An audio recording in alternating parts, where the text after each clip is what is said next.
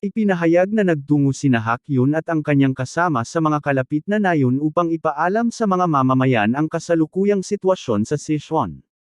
Binalaan nila ang lahat na matapos masira ang Shaolin, paparating naman ang mga puwersang demonyo upang wasakin ang Mount Hua at ang Jiangnan sect.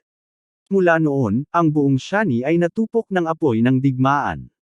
Ipinaliwanag na bagamat karaniwang hindi nadadamay ang mga sibilyan sa tunggalian ng mga sekta, nagiging ibang usapan ito kapag mga puwersang demonyo ang sangkot. Dahil dito, nagsimula ang malawakang paglikas ng mga tao, at nasaksihan ni Zion ang pinakamalaking eksodo ng mga takas sa kanilang kasaysayan. Upang tiyakin na ligtas ang paglalakbay, tumayo sina Hakan o Kayang at Chong Mayang sa unahan upang hadlangan ang mga hayop o tulisan, habang sina Hako at Okaya naman ang nagbantay sa hulihan sakaling habulin sila ng mga puwersang demonyo. Naitanong niyan sa isang matandang kasama kung saan sila tatango, sapagkat hindi nila maaaring dalhin ang buong pangkat ng mga takas diretso sa bundok zone kung saan nakatalaga ang mga puwersa ng Righteous Alliance. Sagot ng matanda, lilipat muna silang lahat sa loob ng Shani at mula roon ay magtutungo sa bundok zone. Plano nilang ipadala ang mga takas patungong Sichuan sa ilalim ng pamumuno ni Hako, sapagkat iyon ang pinakaligtas na lugar sa Central Plains, kung saan naroon ang angkan ng Tang at ang Righteous Alliance.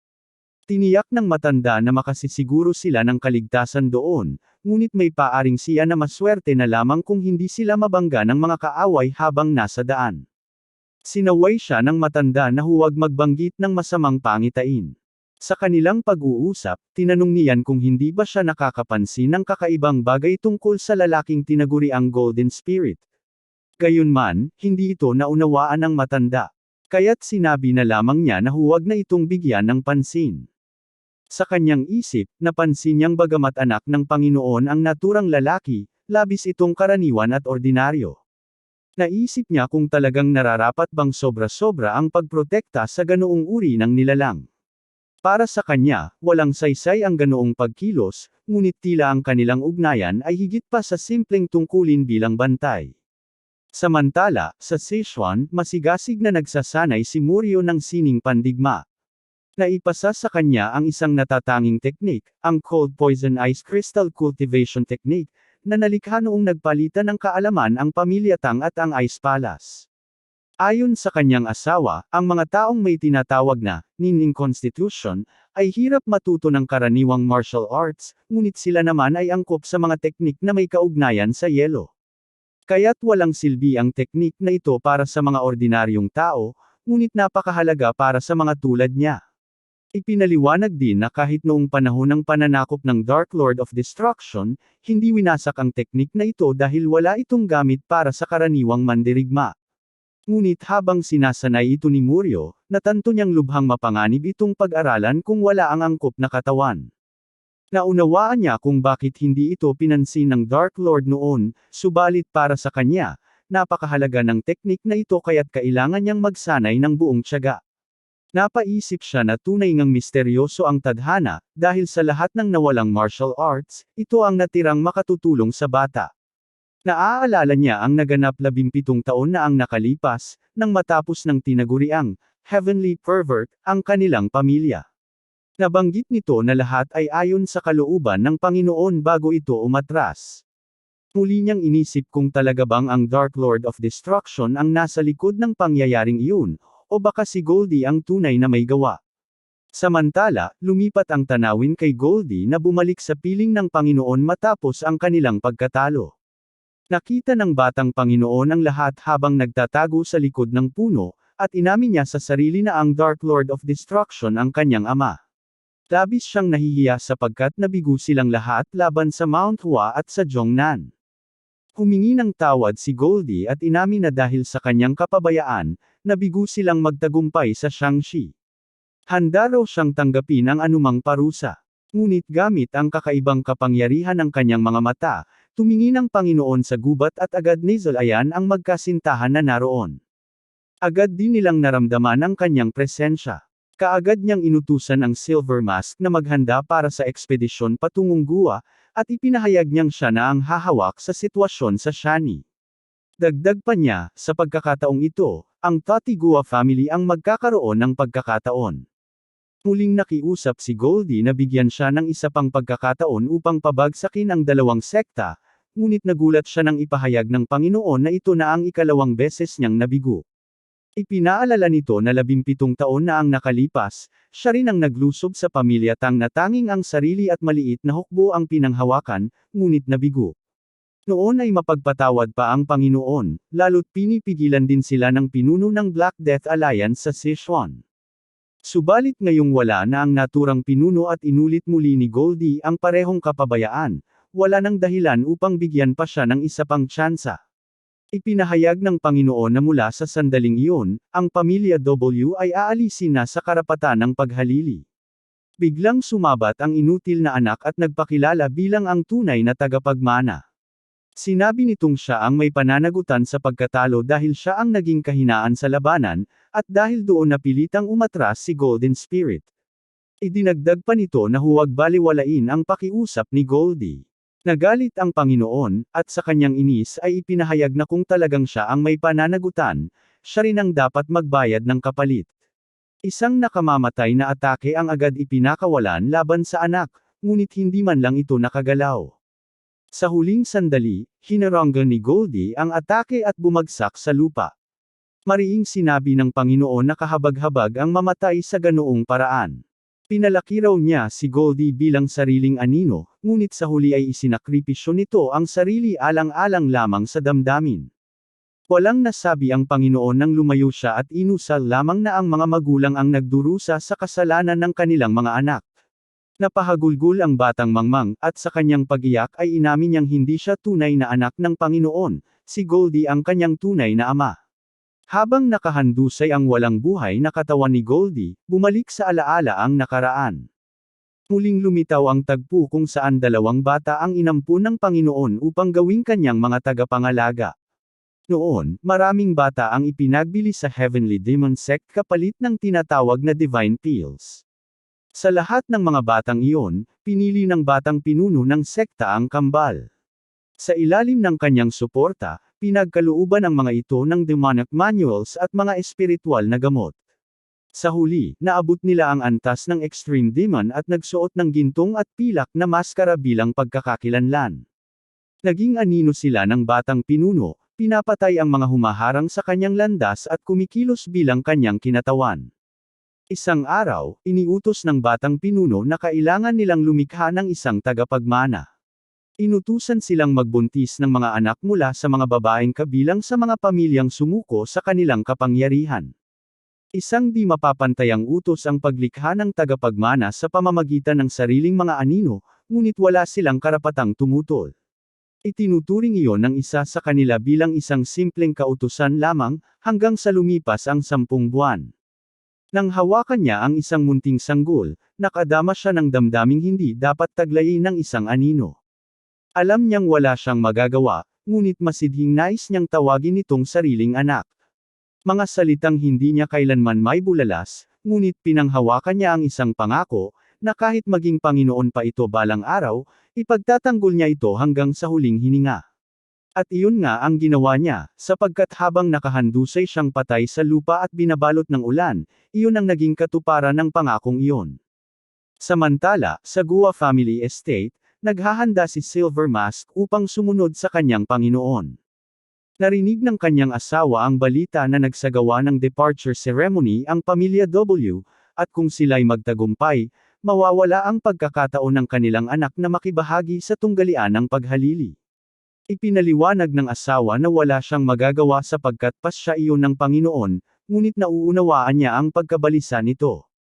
Hinalikan niya ang kanyang asawa at sinabing kasing halaga ng sa kanya ang kanilang anak, kaya't maghintay muna ito ng kaunti at siya'y maghahanap ng paraan.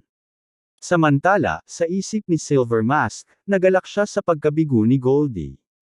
Sa pagkatalong iyon, nabuksan ang isang bagong pagkakataon. Nais niyang gamitin ang lahat ng kanilang puwersa upang lusubin ang Sichuan, ang pangunahing kuta ng Righteous Alliance. Dahil karamihan sa hukbo ng Righteous Alliance ay nakatalaga sa Mount Zuon, mababa lamang kanilang mga panibagong lakas.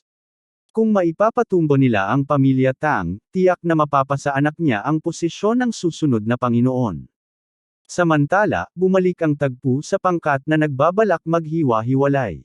Isa sa kanila ang aakay sa mga sibilyan patungong Sichuan, samantalang muli silang magkikita sa Mount June.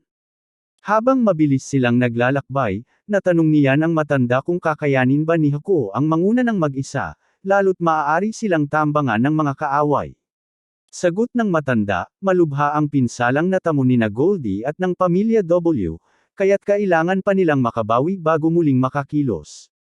Kaya't ito na ang pagkakataon nila upang makatakas.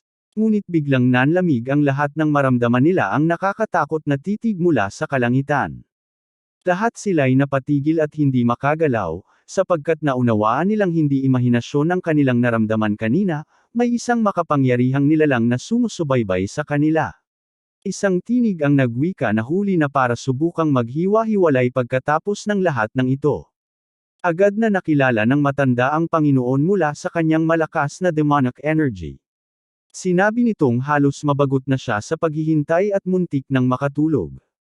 Nabigla siya nang mapagtantong naunahan sila nito at napaghandaan ang kanilang ruta. Para sa batang kasama nila, imposibleng maisip kung gaano ito kalakas. Natawa pa ang Panginoon, inakalang nakipantay siya rito. Ngunit alam ng matanda na kahit sabay-sabay silang umatake, siguradong mamamatay silang lahat. Kaya't nagpasya siyang isakripisyo ang sarili upang bigyan ng oras ang iba na makatakas.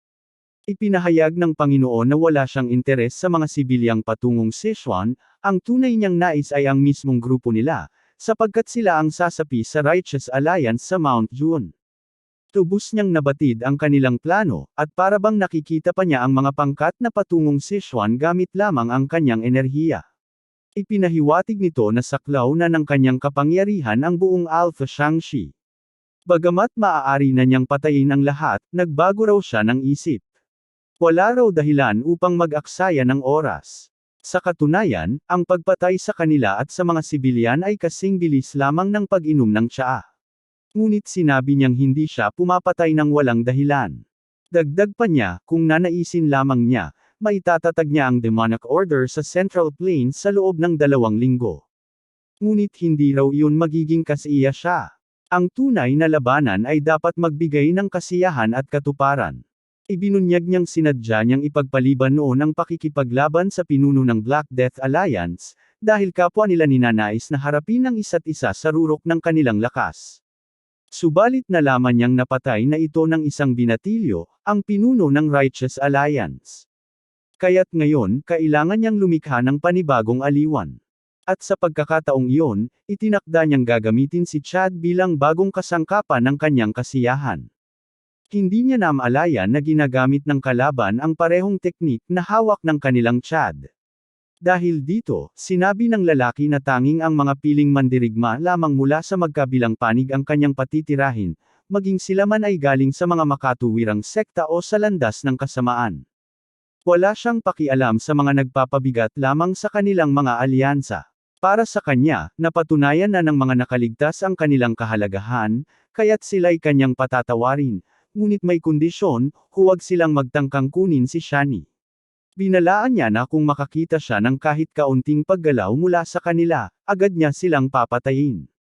Hindi makapaniwala siya na basta na lamang silang pinalalayas. May isang matandang nagsabi na hindi iyon mukhang hangkag na pagbabanta.